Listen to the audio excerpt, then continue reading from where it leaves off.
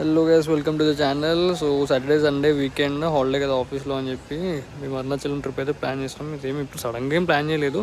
So 1 week నుంచి అనుకున్నాం. So night shift వచ్చాను కదా, ఫుల్ అంటే ఫుల్ నిద్ర వస్తుంది. సో ఒక స్లీప్ వేసి లేచినాక బయట వ్యూ బాగుంది. సో సమ్మర్ కదా, టోటల్ మ్యాంగో తోటలు ఉన్నాయి మొత్తము. సో ఆ వ్యూ ఎంజాయ్ చేసుకుంటూ ఫ్రెండ్స్తో ముచ్చట్లు వేసుకుంటూ అలా ఈవినింగ్ వరకు టైంపాస్ చేసేసాము.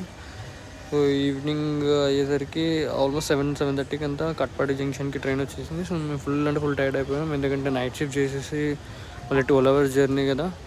అందుకని చెప్పి హోటల్కి వెళ్ళి రూమ్ బుక్ చేసుకుని రూమ్లో పడుకున్నాం. నెక్స్ట్ డే ఎర్లీ మార్నింగ్ లేచి ఫ్రెష్ అయ్యి దర్శనానికి అయితే బయలుదేరినాము. ఫస్ట్ గాలిగోపురం దగ్గరికి వెళ్ళి దర్శనం చేసుకుని ఇంకా గిరి ప్రదక్షిణ అయితే స్టార్ట్ చేసాం.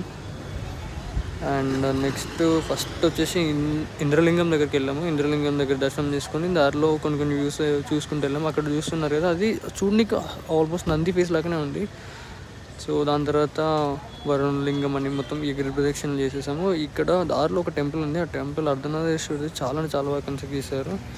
సో ఇంకా దర్శనానికి అయితే వచ్చాము. దర్శనానికి ఆల్మోస్ట్ 10:30కి నిలబడితే మా దర్శనం అయిపోయేసరికి 3:30 అయిపోయింది. ఫుల్ టైం దర్శనంలోనే అయిపోయింది. సో అందుకని బయటకు వచ్చి 2 వీడియోస్ షూట్ చేసుకొని గమ్మున స్టేషన్కి అయితే బయలుదేరిపోయాము. ఎందుకంటే మళ్ళీ రేపు ఆఫీస్ ఉంది అని చెప్పేసి స్టేషన్కి అయితే వచ్చాము. That's all for this day.